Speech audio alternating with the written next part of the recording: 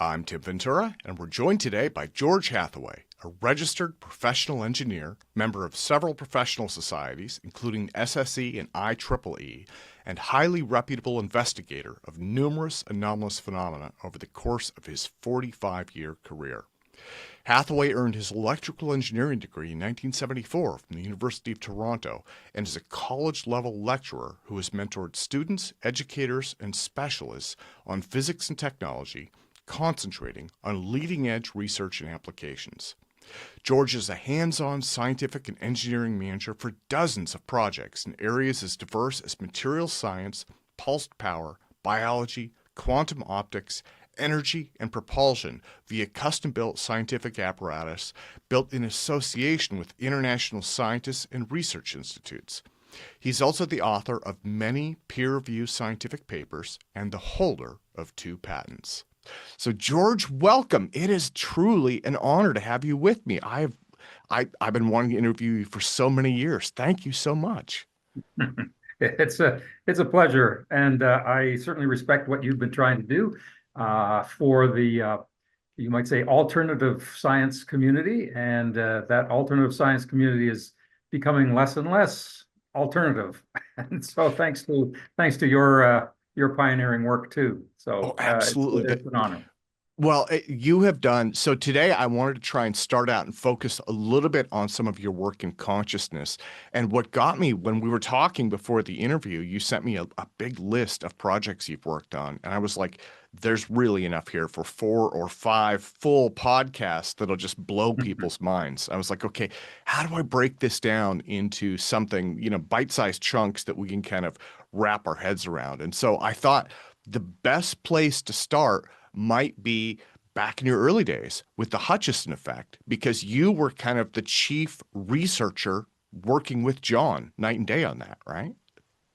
Yes, in fact, I think I'm the only researcher that actually has made any concerted effort to try to sort out what the heck was going on with John. And I guess if you consider that serious science includes adding an oscilloscope here and an antenna here and a spectrum analyzer there, that would be, I guess, considered normal scientific endeavor. However, as most people know who are probably listening to this podcast, the Hutchison effect is nowhere near what would be considered a straightforward scientific investigation. So all my meters and oscilloscopes and stuff like that I took to John's while the effect was going on were interesting but largely meaningless. I can sort of equate that to, I'm sorry to say, I guess maybe, modern attempts at understanding the motive properties, let's call it that, of UFOs or UAPs. You can throw all the electronic gadgetry you want at this issue, and you're not going to get much further. There are other avenues, in my opinion, that need to be attended to and approached to somehow gain a foothold or a toehold in this case in trying to understand this crazy phenomena of John Hutchison's, as well as this crazy phenomenon of UAP visitations. Anyway, I don't know that I've approached. Yeah. Well, the thing that comes to my mind, I visited John several times back when he was in Vancouver. And I think that one of the takeaways that people miss, and I'm sure that you had to deal with this, is, there was John and his equipment and the work that he was doing. And that in itself was confusing enough, right? It was very new, hard to define, almost impossible to make this stuff rigorous.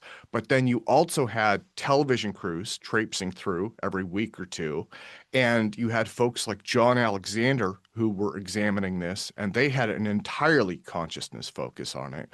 And then John became part of this larger community that was contributing all sorts of ideas and sometimes good, sometimes bad baggage, right? That you guys had to deal with when you were working on this. So it was, I mean, I wasn't there when you were working on it, but I would imagine it was somewhat of a madhouse at the time. Well, fortunately, we were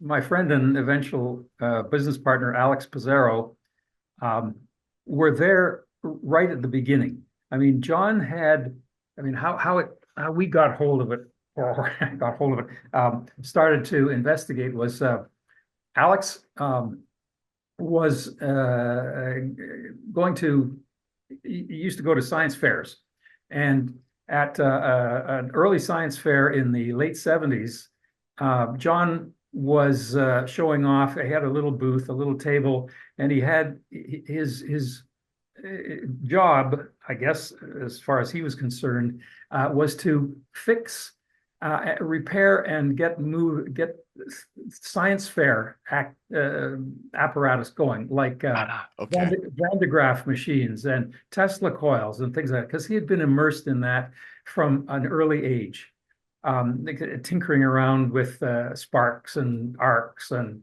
high voltage and things like that. And Alex wandered past well, actually, it was suggested that he look at this phenomena of John Hutchison or his booth at this science fair by another guy.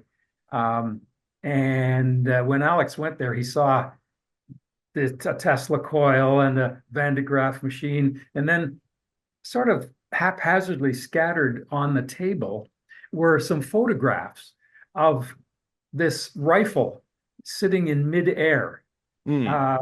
and these handguns and pieces of metal that happened to be just sitting, hovering in midair. Photographs. Alex said, "I don't care about the science, the scientific apparatus. What the heck's going on with these pictures?" And so he made, talked to John, and John said, "Well, yeah, this is what happens in my basement every so often, basement lab." And Alex said, "Is that a fact? I'd like to see that." So Alex went over and saw these effects himself.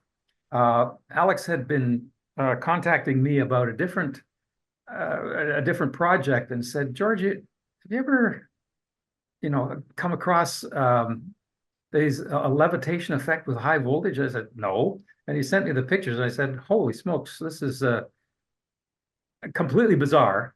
And so we eventually formed a little company called Pharos Technologies, and started to investigate John's activities. And at the time, that was in the late 70s, early 80s, John was not enamored of the media. Mm. He was a person with a number of, you might say, mental health issues, agoraphobia being one of the major ones. And that kept him inside and away from people and the outdoors. Agoraphobia meaning fear of the marketplace in Greek. So that is at that time, he, I believe, on some low dose medications for this malady. And as Alex and I, kept working with him, he either realized, or we assisted, or something, that he started to change his meds and became much more outgoing, Mm. much more able to take on the world, as it were. And as that happened, the effects decreased. And so when he became more enamored of the media, which was long after our time with him, the effects really tended to shut down, as far as I'm concerned. There were minor little blips and things like that, but nothing like the kinds of effects that occurred while we were on the scene. And So in my opinion, there was a connection. I don't know what it was exactly between his state of mind and his ability to overcome these issues with, and probably without, in cases, the kind of medications he was on, and the phenomena that he was, I figure, an integral part of.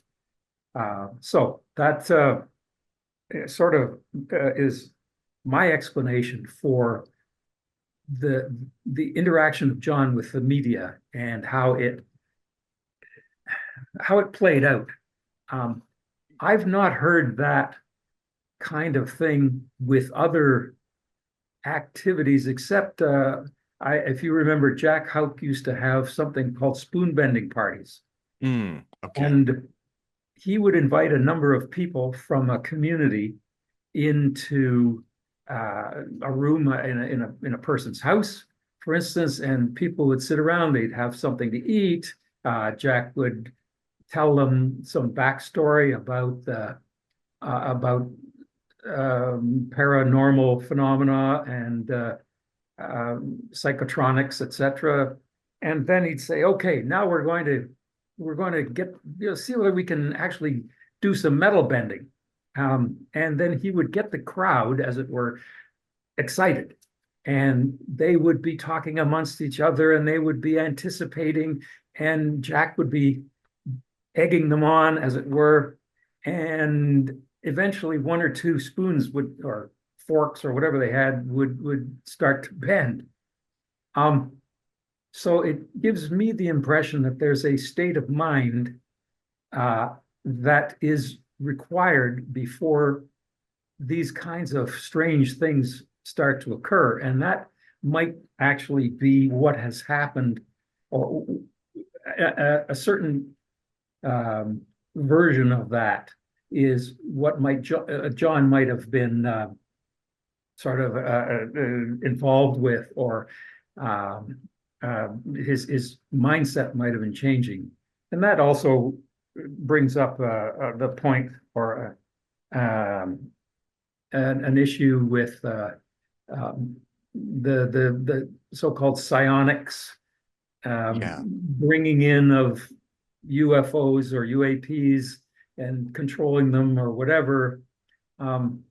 As far as I have been gleaning from the Skywatcher program, which is not a whole lot, there needs to be a certain mindset, either completely like in a meditative state or an excited state, depending on the personality, before things like that are able to be manifest.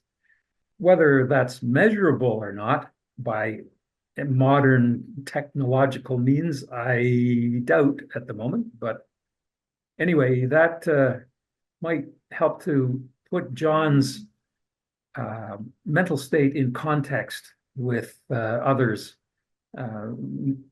like Jack Houck's and quite a few others, of course. But Yeah. Well, and I appreciate you sharing this. So one of the things I want to back up just a second in terms of John's work. I've never seen the Hutchison effect in action. I have examined all of the metal samples, or at least, dozens of them, taking close-up photos of those. I have good friends. I mean, obviously, you witnessed many, many effects, but also friends like Harold Burnt, the late Harold Burnt, who witnessed effects, while he was there, as well as people that I knew from the TV and media industry who saw things. And the overall takeaway I have is everything there was legitimate. John was not hoaxing or anything like that, but it remains unexplained. And the thing that interested me so much about it, and you touched on psionics a moment ago, was this connection between consciousness and the physical world, and then using machines as an intermediary. And that's something where your specialization probably goes so far beyond anything else that's out there. Well, just a point about your suggestion that everything that John was doing was legit. I take a little issue with that, in Okay. that, as a matter of fact, when the effects seemed to dissipate, and John was still being pummeled by media personalities trying to, can we take a photo? Can we come in and see stuff going off? John did put UFOs on strings and things like I that and dangle that. So, and that was well after our time. Yeah, I was corresponding with him during that one. I can help smooth that one over. And Okay. the TV crew had asked him to do that, and he said, "Well, I'll build a lifter for Yeah, you." And they yeah, kind of misrepresented it. And I remember yeah. I was talking with him at the time, and he sent me this video, and he said, "Look, it's my lifter. It's moving around." And I said, "Well, John, that's not really the same thing that we're testing." But I was like, that's great work. So they Yeah, kind of yeah. put him on the spot and said, "Do this because it's in the news." Oh yeah, and he was on the spot. He put himself on the spot too. I mean, because essentially he got used to having to deal with innumerable requests Yeah. for repetition of his earlier phenomenon, and he just wasn't able to do it, unfortunately. And no one else has been able to do it either. To anywhere near the extent that John did. I mean, there's been folks that are trying. I think there was something recently about um, a, a chap that is trying to reproduce it with all sorts of various pieces of apparatus in a warehouse or something like that. Good luck, but without John there, I'm afraid, or someone of his ilk, mentally or consciously, I don't give them much. Don't give much hope, um, because I Well, mean, let's face it, we're just on the cusp of trying to figure out what consciousness means as opposed to what it is. I don't know whether we'll ever figure out what it is, but what its capabilities are or how it interacts with what we call materials or technologies or something like that. so let me jump into, and again, this dovetails for me, this dovetails out of the Hutchison effect because you have machines interfacing with consciousness. You have a patent on transcranial magnetic stimulation. It's if I understand correctly, you've developed a portable device. And the intent of that medically is typically to treat depressive states. But I understand folks have also used that as an attempt to improve their consciousness abilities, their psychic abilities, right? Yes, there have been, well, first of all, yes, the my um, investigations into RTMS, as it's called, repetitive transcranial magnetic stimulation, um, was due to my wife's depression Mm, and my ability or my history of working with pulsed power electronics of large large size, like gigawatt scale, hundreds of kilovolt scale pulsed power electronics. So I thought, heck, why, since I learned about RTMS during my wife's illness, I said, why can't I build my own and treat her quite illegally, by the way, and I did so, and it had a very beneficial effect, fortunately. And so, what I had in the process of that, a couple of things happened. I invented a new type of coil that is the main part that actually mm. sits near your head and magnetically stimulates the electric field in your brain, and got a patent on that. At the same time, I had come across rather um, it, it was a paper that was produced by someone, a therapist who had been using RTMS on patients, and found that the patients in some cases would say, I've had some strange effects going on in my house. And from time to time, I see things like clairvoyance after a session. And he wrote me this paper. Unfortunately, I can't find it, but it doesn't really matter because recently there's been a paper in a prestigious journal of medical science by a group started or headed by a Professor and Dr. Morris Friedman at the Baycrest Hospital in Toronto, which suggested in their paper that it's possible that psi effects, psi effects, could be a latent property of humans, which RTMS allows to come forth, because they did several experiments that showed that patients that were experiencing RTMS therapy could alter random number generators and show that, in fact, it was possible to skew the outputs of random number generators to a statistically significant amount. So these two items, this earlier paper and this recent publication, which, by the way, has had some detractors, but nonetheless, it's been trumpeted greatly, actually, around the world.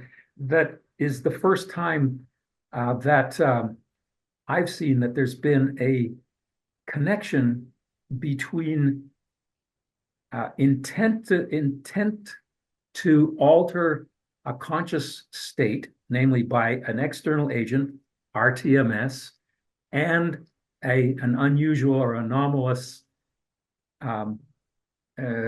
projection onto a technological thing like a random number generator. Certainly, Dean Radin and the Pear Lab and those folk, Mossbridge, etc., have been doing admirable work in using what I guess would be called innate parapsychological activities and capabilities, whereas this paper sort of opens the idea that it may be able to be stimulated and enhanced or released, as they say, there's a latent ability in all humans. They suggest at the end of their paper that RTMS and perhaps other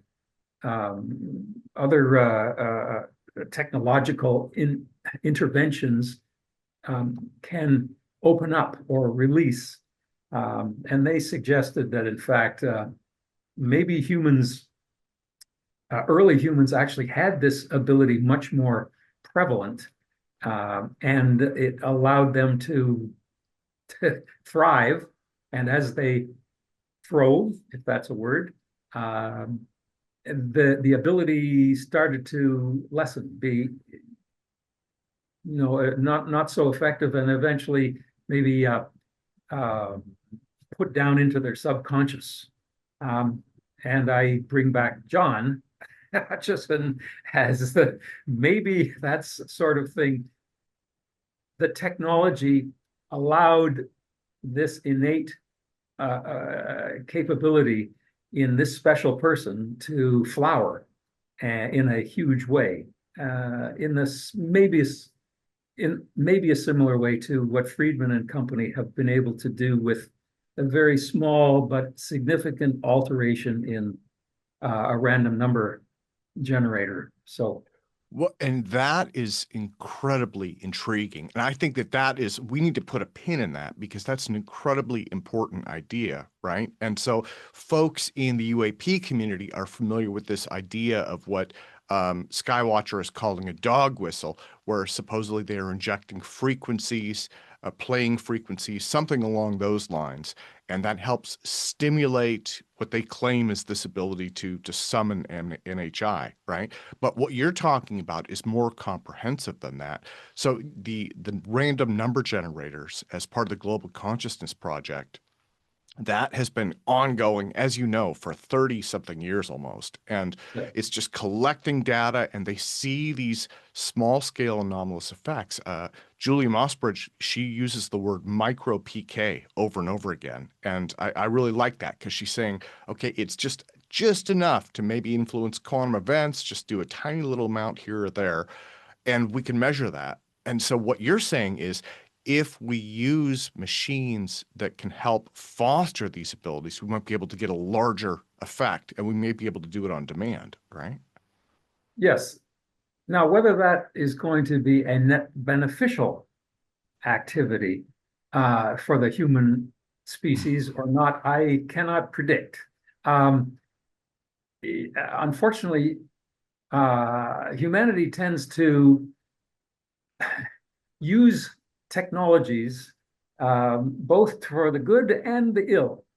And one could imagine that and this was actually of concern to militaries on the in the West, if the Russians during the 60s and 70s had invented psychotronic weapons that they could use remote viewers and others to not only observe the West's advances in defense and offensive technologies, but also influence them, then things would be really problematic for the West. And so there was, and that was what sparked a lot of the interest in psychotronics in the 70s and 80s in the West, especially in the US. So one could imagine that if you could equip a cohort of military-based people with RTMS devices, for instance, and they were given the task of knocking out incoming missiles, or let's say, to bring it back to the UFOs, shutting down missiles in silos at Malmstrom Air Force Base, that would be a problem. Yeah. So I cannot predict what this technology, let's say it's becomes a technology, would be used for in the future. But there are some concerning issues, let's put it that way. Oh, absolutely. And I'm blanking on his name, but one of the fathers of remote viewing had talked about remote viewing the silver market, right? And so that would be one of the immediate obvious things, is Yeah, people abusing this technology to unfairly game markets, right? Some kind of, yeah. PSI Well, insider trading. that's right. Hal Puthoff described that as Russell one of the, Targ, I'm sorry. and Russell Yeah. Targ, yeah, they both had that little test for themselves to see whether this could work. And Hal told me later that they were essentially given the message at the time not to use remote viewing for personal gain. There was some aura or something that told I can't remember who the viewer was that they had employed, said, we can try it just to sort of prove a point, but we can't use this anymore for our own personal gains. Now, I don't know whether that was an apocryphal statement that was given to Russell and Hal, but Hal did relate that to me decades ago when that had happened. Anyway, it raises some interesting ethical, moral questions. Well, so I wanted to touch on biofeedback machines also. And this is different than the transcranial magnetic stimulation. Yes. This is more of basically measuring what's going on in the brain and then presenting that to the user so that they can hopefully change things themselves. But again, it is machine assisted. One of the big ones out there right now is the Muse headband. And people are starting to basically hack that and do experiments with it to try and use that to improve consciousness abilities and at least measure what's going on and hopefully improve things like remote viewing and stuff like that. Have you looked into that? Because I know it's been around in one form or another since the 70s. Yeah, that kind of technology, as you had alluded to just now, um, is you might say RTMS light, and uh, and it involves typically sending a very small current through the scalp as opposed to through the cortex, which is underneath the skull. However, that technology actually allows very minute currents to actually penetrate the skull and tickle the cortex. RTMS produces lesions actually Mm. although in a mild sort of way in the brain. It is nowhere can be considered a tickling. It is much more powerful.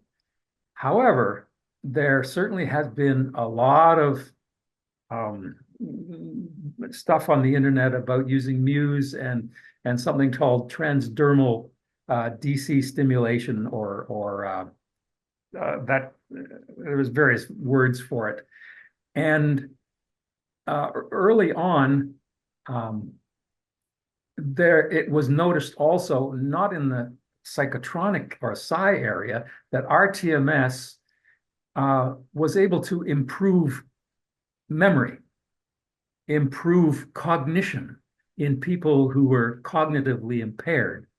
Um, and so one could imagine that it may not be a leap uh, between improving cognition, including improving memory, to improving the ability to remote view, perhaps, or something like that. Um, I have not been following that area for some time. I mean, the Muse type side of things. Um, but the more people that experiment and hack it, the better, as far as I'm concerned. As long as they, try to report what they've experienced adequately and in a form or a format that can be used as a sort of a database to refer back to, oh, well, this cohort of the population tried this kind of device and this was the effect.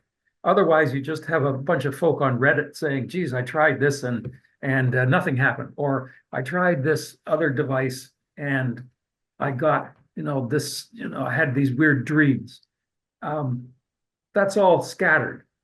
It's not coherent, and it would be useful to try to combine these effects into some kind of a database that would be useful to folk who are keenly interested in trying to understand what's going on. Well, and that takes me into actually the data collection and management of this.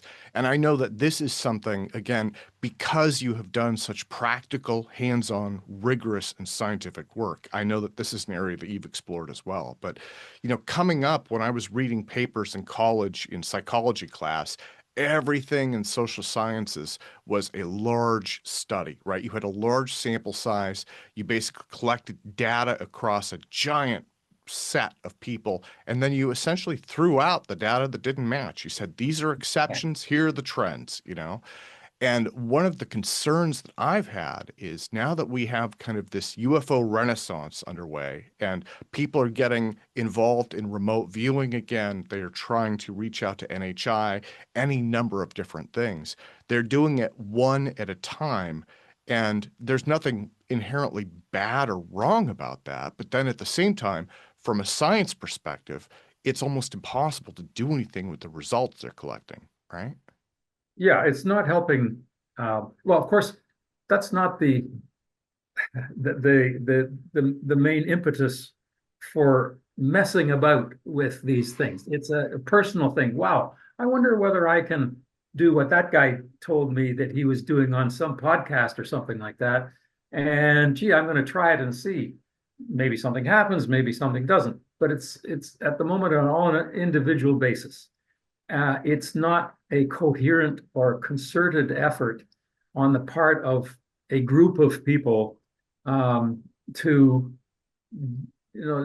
ferret out what's happening, what directions make sense to proceed with, what directions are more or less maybe not a waste of time, but that you don't necessarily need to put a lot of effort in. But I say you don't have to put a lot of effort in. Who's the you? Is there is there a group that is going to be formed to look at this body of evidence if it can be condensed into something meaningful and you're able to actually go through it as a database, or is it going to remain an individual pursuit? And I think that's probably what you're getting at is there going to be any concerted effort, you might say, in a sort of a scientific method of looking across a number of studies or a number of actions or whatever to try to make some sense of it, rather than just an individual saying, "Gee, I was able to converse with my dead grandfather last night in a dream after I wore this a Muse headband or whatever you want to use." It would be nice to do that, but I don't know who's going to put up the money to to try to get this all together. However, that sort of draws me to remember an experiment, a program actually that was started at my lab here by Dr. Jim Segala, who I'm sure you Yeah. know, and he developed a multimodal detector suite for observing unusual phenomena in the electromagnetic and other spectra when paranormal phenomena occurred with a person. So he on his own nickel basically has provided dozens of these devices to various people who claim to have unusual experiences, not just UFO related experiences, but poltergeist experiences and second sight or clairvoyance or other kinds of things. And so he has sort of spearheaded on his own a mini version, perhaps, of what you're talking about. The Okay. ability to collect a group of data and make some sense of it. And he has codified it and looked at, subjected it to various statistical processes like analysis of variance and things like that, and has been able to start to make some sense of which of the electromagnetic, we'll call it, phenomena seems to be prevalent with which kind, or associated loosely with which kind of weird anomalous phenomenon. So he's just sort of starting to make those connections, but he's doing it all on his own. And as far as I know, I haven't talked to him for a while, but I don't know whether he's gotten any, significant funding from somewhere like the Bial Foundation in Portugal or somewhere like that, who would say, gosh, this looks really interesting from a consciousness perspective, how things interact with your consciousness, because I'm making an assumption that these things like clairvoyance, remote viewing, etc., are a function of consciousness. Now, a lot of splitting hairs could be done here, but I'll just say that as a blanket statement. Um, it would be, I think, useful for foundations or individuals who have a fair amount of spare cash and interested in the area to consider this, putting together some kind of initial program that is more than just Jim trying to do it on his own nickel. Yeah.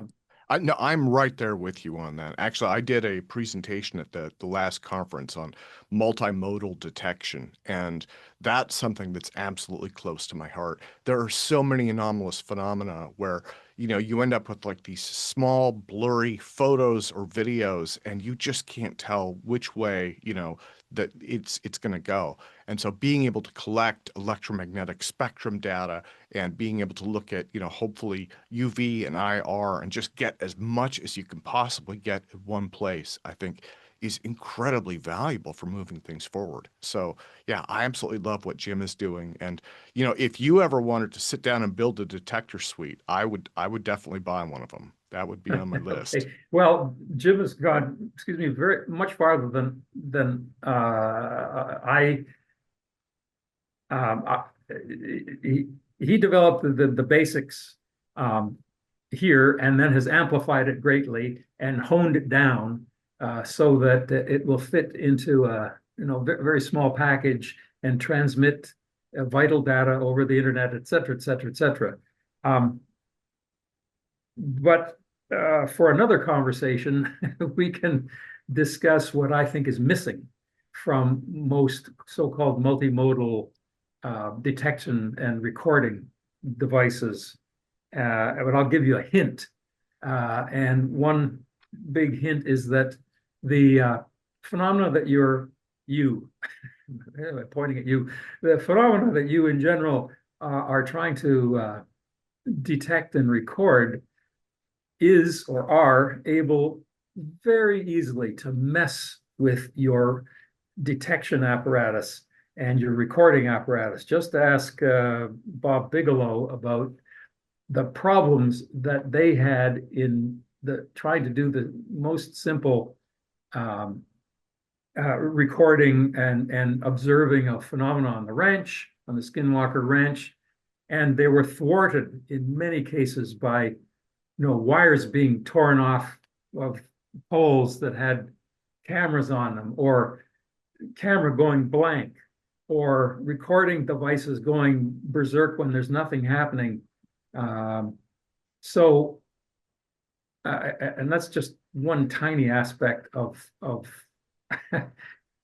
what I constantly bring up when a lot of folk and groups have asked me how I would design a detection suite, and it has a few of the things that Jim and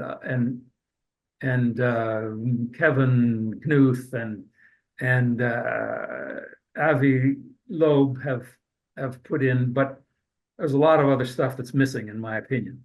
But that's for another discussion. Yeah, and George, that is an amazing cliffhanger to end on for today. So we have Okay. run through a lot of different things. And again, you have worked on so many amazing technologies. I absolutely want to do at least one more and hopefully as many more as you'd like to do in terms of podcasts and just, show people more insights into what you've accomplished because you're not only, I mean, you've been a part of this community forever. You know all of the big ideas, you know all of the key players and organizations, and you're also doing hands-on, rigorous work. And that is just an amazing combination. So let me thank you so much for your time today. And let me close, if I can, briefly, just by asking, what is coming up for you in the next few months? What are you working on right now? Well, yeah. One of the projects is an attempt at enhancing the efficiency of RTMS coils.